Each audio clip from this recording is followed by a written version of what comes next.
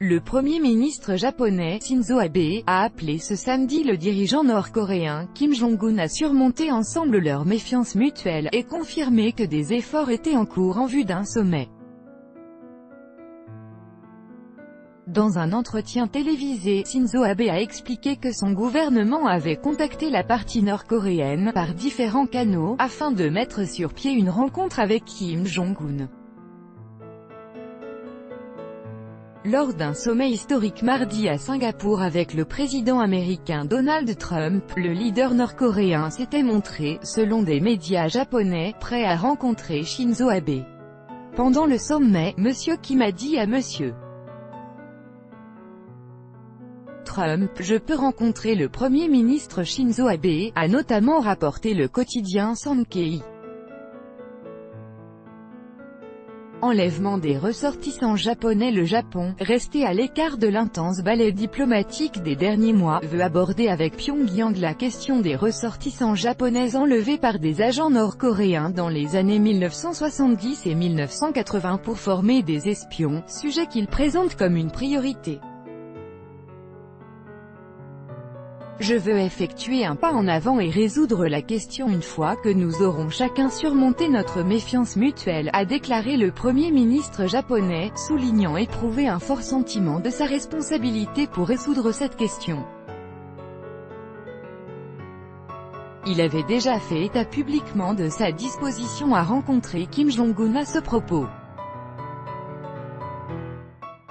Selon le quotidien Yomiuri Shimbun, le ministre japonais des Affaires étrangères envisage des pourparlers avec son homologue nord-coréen en marge d'une rencontre de l'ASEAN, Association des Nations du Sud-Est asiatique, à Singapour fin juillet.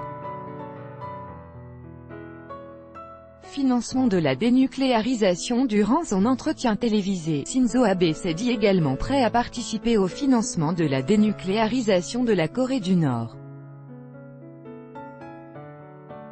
Dans la déclaration commune à l'issue de sa rencontre avec Donald Trump, Kim Jong-un s'était engagé à une « dénucléarisation complète » de la péninsule coréenne. Il est naturel de supporter les coûts pour le Japon et d'autres pays susceptibles de bénéficier de l'allègement des peurs concernant les armes nucléaires, a-t-il dit. Shinzo Abe a néanmoins souligné que Tokyo n'avait aucun projet de fournir une aide financière à Pyongyang sans avoir résolu la question des enlèvements. La Corée du Nord a admis en 2002 l'enlèvement de 13 Japonais. Un mois après ces aveux, 5 ont été autorisés à rentrer au Japon. Pyongyang affirme que les 8 autres sont morts mais n'a pas fourni de preuves.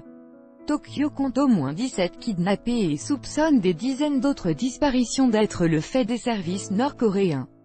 Donald Trump avait dit mardi avoir abordé le sujet avec Kim Jong-un, mais cette question, comme celle des missiles capables d'atteindre le Japon, ne figure pas dans le document signé à Singapour par les deux dirigeants.